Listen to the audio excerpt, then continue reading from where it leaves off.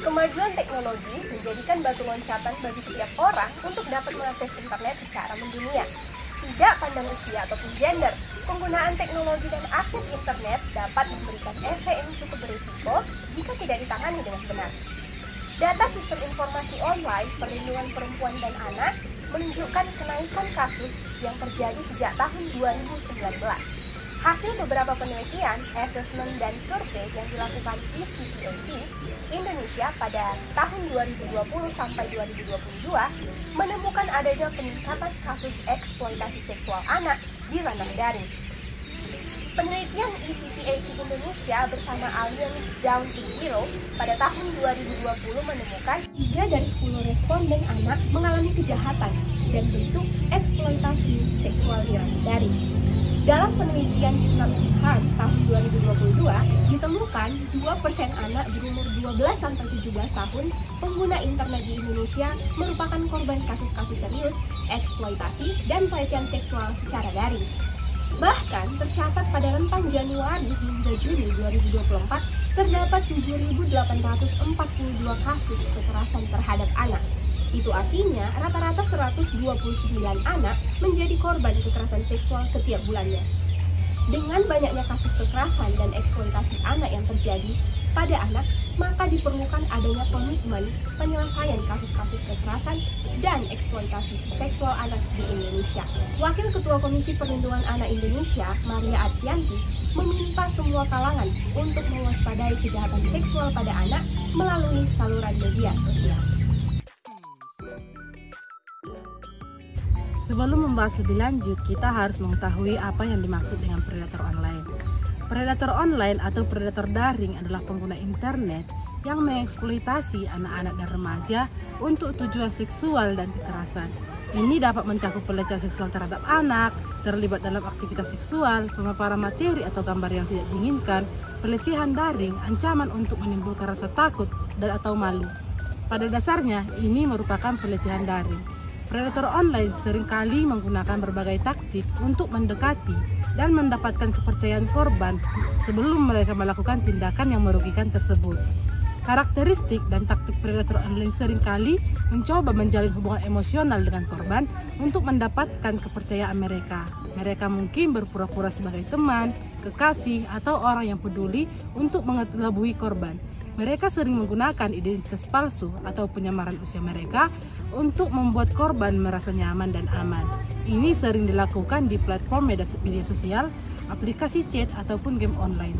Predator online mungkin berbohong tentang berbagai hal, termasuk identitas mereka, usia mereka, ataupun tujuan mereka, untuk menipu korban dan mendorong mereka untuk melakukan hal-hal yang tidak nyaman atau berbahaya. Setelah mendapatkan kepercayaan korban, predator dapat mulai meminta gambar atau video yang bersifat eksploitasi seksual, atau bahkan mengancam untuk menyebarkan konten yang telah dikumpulkan untuk memaksa korban agar terus memenuhi permintaan mereka.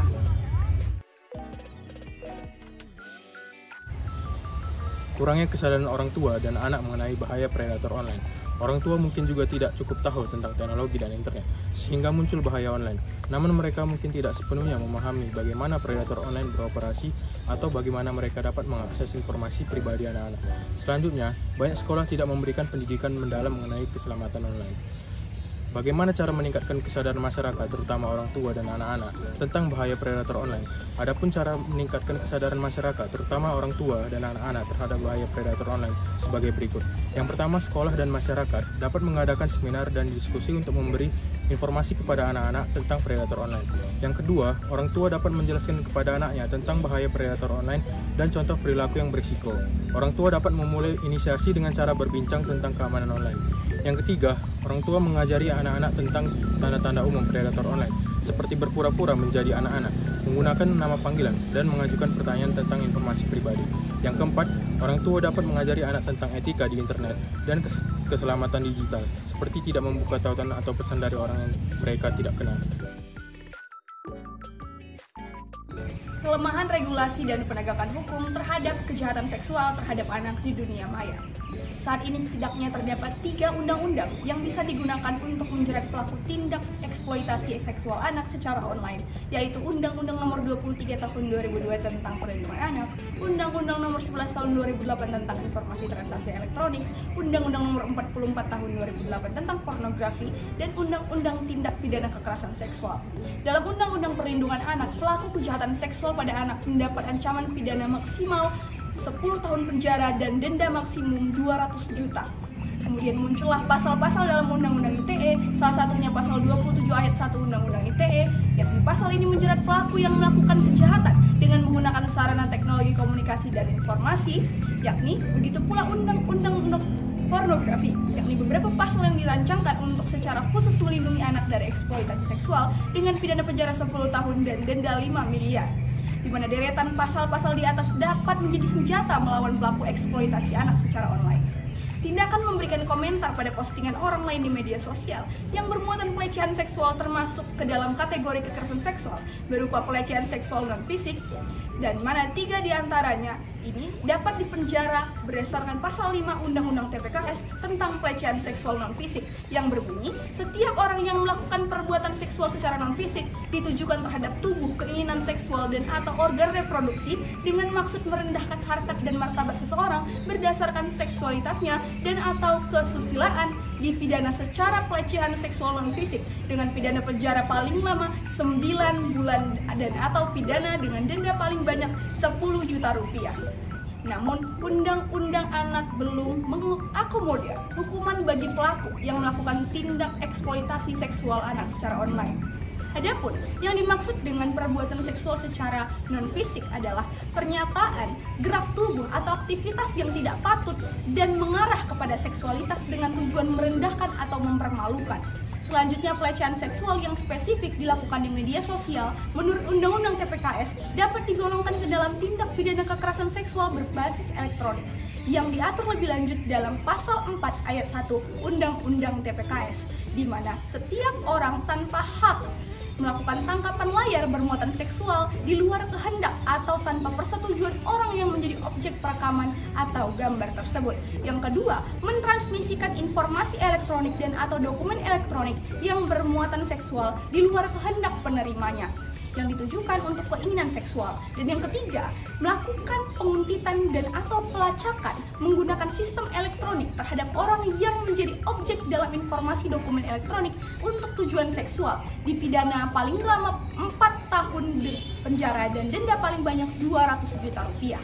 Maka dapat kita lihat bahwasannya perlu dilakukan perbaikan atau penguatan regulasi secara penegakan hukumnya untuk melindungi anak-anak dari kejahatan seksual di dunia maya. Hal ini menjadi pembentuk regulasi dan para penegak hukum yang menjamin kepastian hukum itu sendiri. Kurangnya perlindungan dan dukungan bagi korban. Banyak orang yang menjadi korban kekerasan seksual di dunia maya, akan tetapi banyak yang tidak mengerti bagaimana kekerasan seksual di dunia maya. Berdasarkan hasil pencarian kami, kekerasan seksual di dalam dunia maya dapat berupa spamming dengan komentar yang tidak pantas, pelecehan visual, pelecehan verbal, dan akun palsu. Pelaku yang melakukan ini kepada seseorang di dunia maya dapat dilaporkan oleh korban dengan aturan yang mengatur tentang hal tersebut.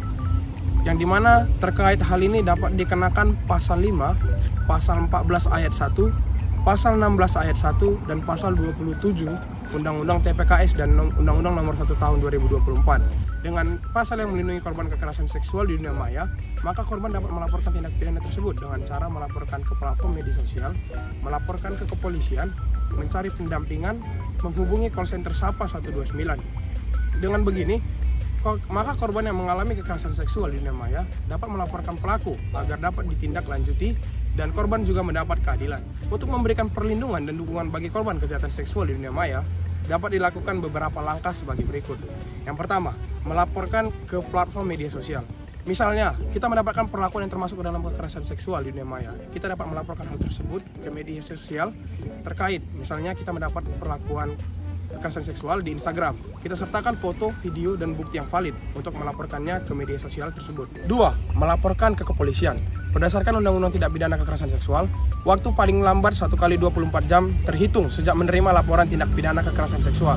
Kepolisian dapat memberikan perlindungan sementara kepada korban untuk waktu maksimal 14 hari, seperti membatasi gerak pelaku, baik yang bertujuan untuk menjauhkan pelaku dari korban dalam jarak dan waktu tertentu, maupun pembatasan hak tertentu dari pelaku. Yang ketiga, mencari pendampingan. Menjadi korban kekerasan seksual tentu berat dan tidak mudah. Tidak jarang korban enggan untuk melaporkan kejadian yang ia alami karena adanya perasaan takut dan trauma. Untuk itu, korban pelecehan seksual dapat mencari pendampingan pada semua tingkat pemeriksaan dan proses peradilan. Antara lain, Lembaga Perlindungan Saksi dan Korban atau LPSK, Unit Pelaksana Teknis Daerah Perlindungan Perempuan dan Anak. Yang ketiga, tenaga kesehatan dengan psikolog, psikiater, advokat dan paralegal dan sebagainya. Yang keempat, menghubungi call center SAPA 129.